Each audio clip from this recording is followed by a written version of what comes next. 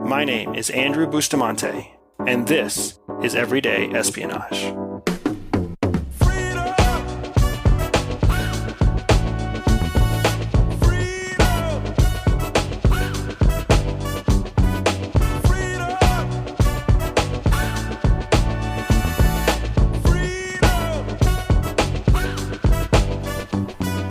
For those of you that don't already know, my wife, Jihi, is also a former covert CIA intelligence officer. She was a clandestine targeting officer by trade. We met and dated and married while we were still serving undercover. It made for some interesting challenges when we decided to change names and when we decided to combine bank accounts. It's a running joke, actually, at CIA that the agency is more helpful at processing a divorce than processing a marriage, because marriage certificate paperwork is so much more complicated. When Jihi and EDSAVAGE first met in the Middle East, I quickly realized I was the outsider, because both of these women have a passion and a talent for finding people who don't want to be found, for uncovering secrets that have been hidden from sight, and for delivering swift justice without blinking an eye. My pride in knowing them isn't because I got to work with them, it's because I know that they are the good guys. And somehow I was blessed to get to be on the same side. Now you have a story that you tell about chasing a bad guy who killed somebody on your squad. Was that Army time or was that post-Army time? Yeah, that was military days. Can you walk us through that story if you don't mind sharing it? Basically, we had one of our soldiers was killed, and I guess the person who carried out that target on our soldier and killed him, he was a high-value target to us, obviously. So he was an HVT before. He was a HVT before that anyway. So he may have had a reputation already for killing soldiers and taking out. Yeah, that's right. So we were just unlucky on that particular day. But so obviously one of our missions was to, it was a kill or capture mission, in this particular case a kill mission, and we put together a targeting package in order to make the kill on this person. Can you explain what the targeting package is in unclassified terms? So a targeting package is basically profiling someone. So getting all the information on who that person is, their age, what their daily life or pattern of life looks like, what do they do on a daily basis, and and tracking that from a time perspective as well, and who are they linked to, so you can start to see who their network is. Because then you can ascertain how bad they are and in what capacity as well. You can use it to justify the kill. And you can also use it to actually physically locate and make the kill capture. Yeah. And I guess for me, that was the more important part, was the location. But also then, obviously, once you have been given that mission, you have to identify them. It has to be positive identification, that's obviously. Yeah. And that's the hard point. So generally, you've got to have several different avenues of positive identification, whether it's through signals intelligence, satellite, and human intelligence. MASINT, you can get a physical biosample. Yep, all of those things, and so we track them to the minute. And in this particular day, we were tracking this guy. We got our 3 positive hits on this person. He happened to be with his 2IC, rode their motorbikes out into no man's land, really, which was the best option for us, so we didn't have any collateral damage. And yeah, we hit the button and dropped the bomb. So that was a successful kill capture of a high-value target. The process by which you were able to find him and locate him was a series of intelligence operations along the way, correct? And many, many people working on the one operation. So you've got signals intelligence doing their job, tracking phones. You've got human intelligence making sure that they know what his whereabouts and what his movements are going to be, like who he's going to be with that day, and kind of planning, I guess, forecasting what the plan would be and the best time or day to do that. And then obviously you've got satellites or UAVs watching as well, watching the movements and tracking from the moment he comes out of his compound, who he meets with, making sure you've got the right motorbike, right person on it, which is then why you need eyes on target as well. All those sorts of things. So it's a big operation, a lot of people, a lot of money, a lot of time. And this was a 24-hour operation. We weren't sleeping until that was done. So all hands on deck, all people watching. For days. Yep. And then what happened once he was taken out? Well, then there's a whole new process, I suppose, because then someone's going to take his role. Right. In our particular case of that particular terrorist cell, we've lost the key leader and the the second in charge, and so then who's now going to step into that? And of course, from an analysis perspective, we've already done some mind mapping to work out who would most likely be that next person, and then you kind of start the process all over again, or you're moving on to the next high value target and monitoring that as well. So, and that's a piece I feel like gets overlooked, is we pay a lot of pomp and circumstance in media when a HVT, when a high value target or a primary target is neutralized.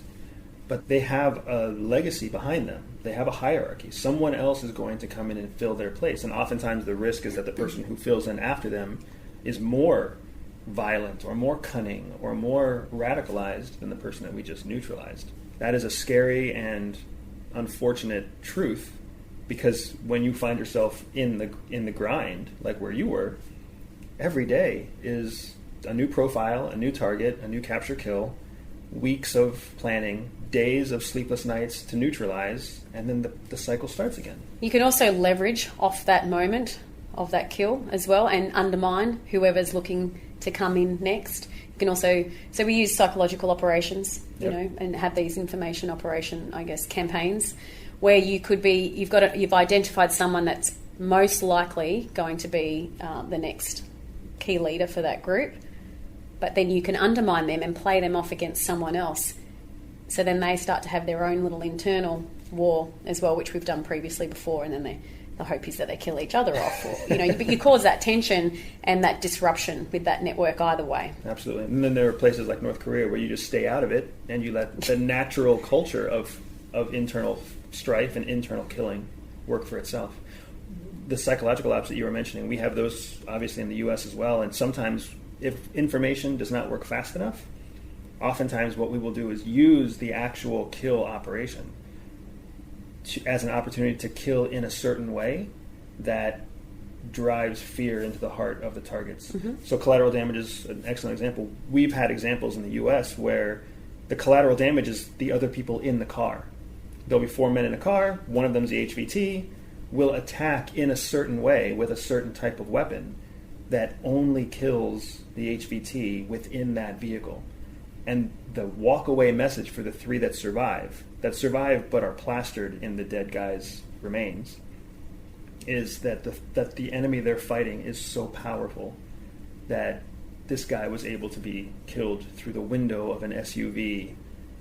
And if you want to sit in that seat walked away, and have that role, that will be you next. That will be you next, so exactly. And that is a fascinating, powerful way to make people just go back to a life of farming or whatever else they do. Yep. Absolutely interesting. Agreed. What do you miss the most about your days in intelligence? Private or national? I feel like we still you live it every day.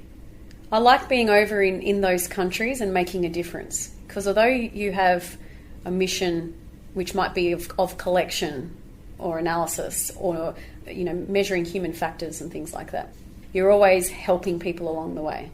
So your job might be going there to assess security, and for example for us, we're trying to create a permissive environment because we want to operate in that area, or we want to be able to pass through without being hit by an IED or being targeted in any way. And there's many methods of doing that, but you can always go in with that help first method. So establishing a rapport with the key leader of that little village, or maybe it's a sheikh, maybe it's the chief of police or something like that, but it's liaison, I guess you could call it. I prefer to call it networking, because you are building a rapport so that you guys can help each other achieve a mission or a goal. And in this particular case, we go in there trying to get security information on who's kind of operating in this area and what's the level of security and at what time is the safest time for us to pass through. But if you don't actually ask any of those questions and you just create a relationship, all that information comes out without even having to ask it, because he wants to share and he wants you to come back. Right. Then you're actually achieving your mission in a much better way, because he now wants to help you achieve your mission. And then you're helping him get a better status within his own community, because now you're going to build a school in that area because he's helped you do what you needed to do. And how his people then look at him, they put him up on that pedestal, right. Which is what they want. And it's the difference between cooperation and collaboration. That people will cooperate for lots of different reasons. If you go in there and you got the biggest gun, people will cooperate with you. but they're going to stop short of collaboration. They're never going to proactively try to solve problems for you.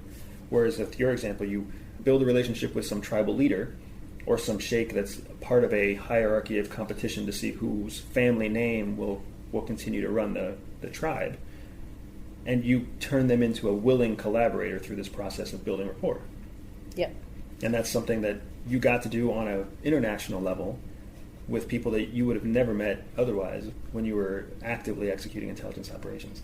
There's also some really good things that you get to do when you are creating permissive environments or developing relationships, because building a school, for example, you're not only giving to that sheikh, you're giving to a community of people. It's a lot of people that you're impacting.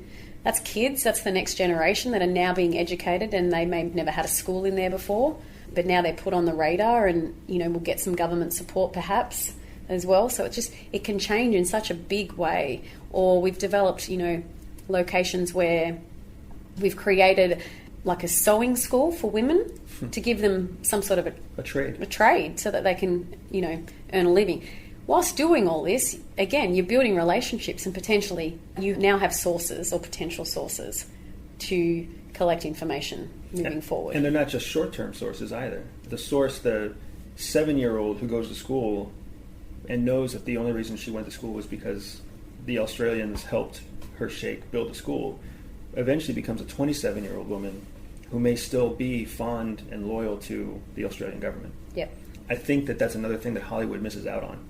There's a lifespan to an asset, a lifespan to an intelligence operation. It doesn't always boil down to a nice 2-hour movie, beginning and ending, with a source that has a minor supporting role. Mm-hmm. These sources come back multiple times. Generations come back. My father was a source for you, and now my father is dead, and he always spoke so fondly of his time with you. What can I do to serve? And motivations are different. People always talk, and Hollywood always says it's either revenge or for money. Right. But it's not always that. Not always. Yeah. Those aren't even the more powerful ones. No. So, as you say, sometimes you've just impacted in a good way to somebody. Now, you mentioned earlier that you feel like you still live it every day. Can you expand on what makes you feel like you're still living it every day? I guess it's that helping and developing networks. For me, my whole life is about networking, and it's not a targeted networking system anymore. Now it's just I like learning from people. I like to surround myself with people that inspire me. Again, maybe it's selfish because I actually just want to be the best version of myself, and so if I find people that inspire me or just give me a different outlook, I'm learning. I'm learning every day. And now that I work in business as well and I mentor people, I want to learn different outlooks and I want to see different perceptions and how other people view the world and view situations, because how can I make them see it in a slightly different light that will make life easier for them? Absolutely. So I feel like intelligence and gaining information, and even when you're doing analysis, it's collecting a whole heap of information and putting a story together. I still do the same thing.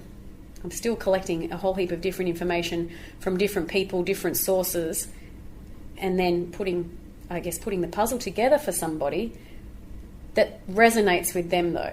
So if I put a puzzle together, or you have a problem and someone else has a problem, the solution is going to be different for both of you, because It has to resonate to your world, whatever factors, or specifics are pertinent to your situation. So we still do that every day. Yeah, absolutely. And what's interesting is that you talk about networking and you talk about the process of learning and seeing different perspectives as if it's a passive process, but it's not. What you're doing is actually a very active process.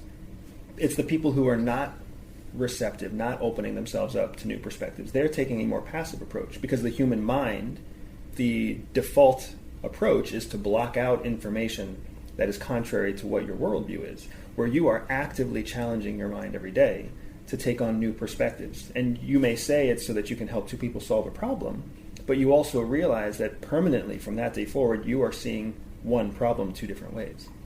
That's true. Well, it's interesting to me, especially in the business world, because the people who often succeed the most in business are the people who can take a problem and solve it in a way that other people haven't tried to solve it. And people that are open to change. Absolutely. So if someone's not willing to accept advice or see things in a different way, they will never improve that process, that system, that method, or that issue in their life. And it goes back to, I guess, whether or not they even want to improve.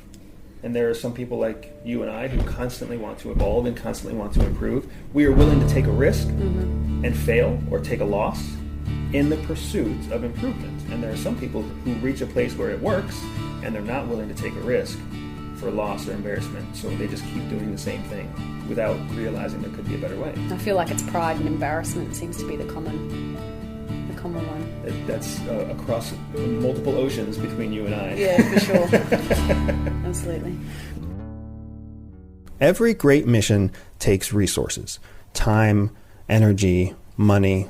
When EDSAVAGE was hunting terrorists, sometimes she used missiles, and sometimes she built schools. It's no different in everyday life. Achievement is a mix of taking some people down and lifting other people up. The key is in the benefit at the end. Not the benefit to you, but the mutual benefit that you bring those on mission with you. I have seen the impact that hospitals and clinics and schools have on the fight against terrorism. And unlike a handsome spy hero with an automatic weapon or some well-groomed beard, the greatest missions continue to win long after the scene ends. What are you trying to accomplish? And what is the mutual benefit that you are bringing to others on your path? Are you making jobs? Are you helping fellow students? Are you sharing your knowledge and your skills? Are you expanding other people's networks? Real-life spy missions don't succeed after a trail of dead bodies. They succeed because they are hidden by the community that they build. That is everyday espionage. Everyday Espionage is dedicated to one thing: educating everyday people. I know that not everyone will listen, but those who listen will learn. If you learned something new today, click subscribe, review, and share the podcast with a friend. Find me on social media at Everyday Spy or on my website, everydayspy.com. If you are up for a special challenge, visit everydayspy.com/operations and join me for an authentic spy training mission. And above all else, remember that knowledge is freedom.